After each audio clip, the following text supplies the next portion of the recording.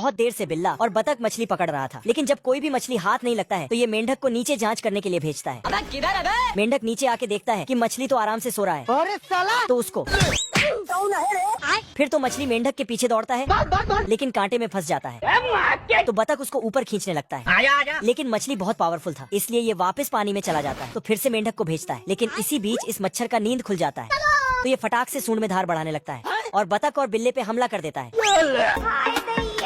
साला बिल्ला और बतख नाव को उल्टा करके घर भाग जाता है और घर के दरवाजे खिड़की बंद कर लेता है, लेकिन मच्छर बहुत ही एडवांस था। ये साला ओल्डिंग मशीन लेके पहुंच जाता है और खिड़की का जाली काटकर अंदर घुस जाता है। तो बिल्ला और बतख टेबल के नीचे छिप जाता है। बच गया रे देवा। फिर उस पर पिस्तौल चलाता है, लेकिन बतख जल्दी से एक कपड़े को खिड़की में लगा देता है ताकि मच्छर अंदर ना आए।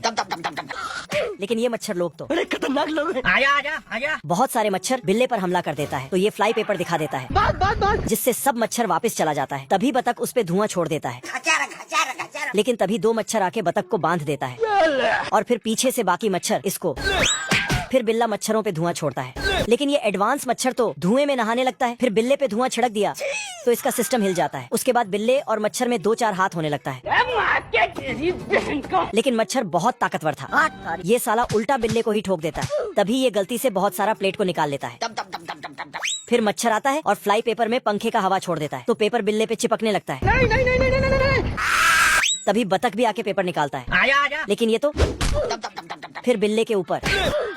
फिर तो पूरा मच्छर सेना बिल्ले और बतख के ऊपर आक्रमण कर देता है, तो बिल्ला उन सबको रोकता है। फिर बतख भी रोकता है, लेकिन मच्छरों की संख्या इतना ज्यादा था कि इसका घर ही उठाकर भाग जाता है।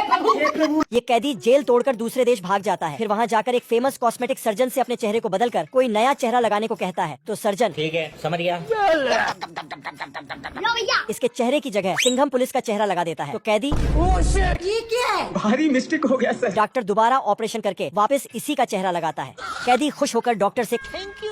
बाप रे। सिंघम को देखकर फिर वहाँ से भागता है और एक जू में घुस जाता है। वहाँ साले को कोई छुपने की जगह नहीं मिलती, तो ये शेर के पेट में घुस जाता है, लेकिन सिंघम तो पहले से पेट में बैठा हुआ है। ये फिर वहाँ से भागता है, लेकिन इस बार गलती से उसी जेल में आ जाता है। देखा आपने लापरवाही का नतीजा है। भाई यहाँ पे क्या हो रहा है? ये कहाँ फंस गया भाई तो मैं? सिंघम के सब जुड़वा भाई तेरी सासू माँ के घर में।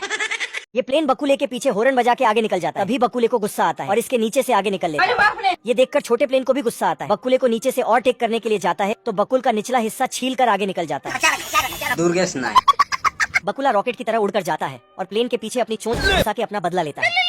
थोड़ी देर में दोनों भी एक दूसरे के पास उड़कर जाते हैं और दोनों में हाथापाई हो जाती है। दरअसल ये प्लेन भालू ने कुछ दिनों पहले ही बड़ी मेहनत से हवाई जहाज के पार्ट से इसको बनाया था, जो कि इसका एक सपना था। आज कमाएगा तो कल बैठकर खाएगा। भालू इसको पहली बार स्टार्ट करने के लिए जाता है। भालू इसको लेकर पहली बार रनवे पर उड़ान भरने के लिए आता, तभी ऊपर से हवाई जहाज आकर इनका प्लान फेल कर देता है। ओ भाई ये क्या है?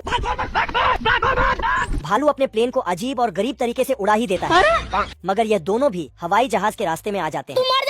हवाई जहाज इन दोनों के पास से चले जाता है, भालू को प्लेन से नीचे गिरा देता है। तभी भालू कैसे तैसे कर प्लेन में बैठी जाता है। दादागिरी करेगा मेरे साथ। भालू अपने प्लेन को समझाता है कि किसी से पंगे मत करना। प्लेन इसकी बातें सुनकर अनदेखा कर देता है और उड़ने लगता है।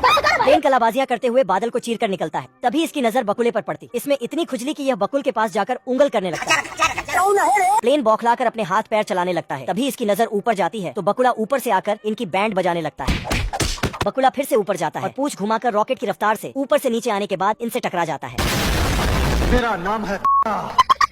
बकुले की मार खाकर दोनों नीचे गिरने लगते हैं। तभी नीचे दो पायलट प्लेन फाइटर में बैठने जाने वाले थे कि उनकी नजर ऊपर जाती है, तो दोनों डर के मारे भागते हैं। ये दोनों प्लेन में गिरने के बाद प्लेन चालू हो जाता है। तभी प्लेन आउट ऑफ कंट्रोल होके इधर उधर जाने लगता है। भालू प्लेन को रोकने जाता है, तो इसके हाथ में स्टीयरिंग आ जाती है। ये क्या हो गया? भालू का स्टीयरिंग तोड़कर मन नहीं भरता, तो बटन दबा देता है। इसके बटन दबाने से प्लेन रॉकेट की तरह स्पीड में उड़ने लगता है। थोड़ी देर बाद प्लेन इतनी स्पीड पकड़ लेता है कि सब कुछ बर्फ में बदलने लगता है।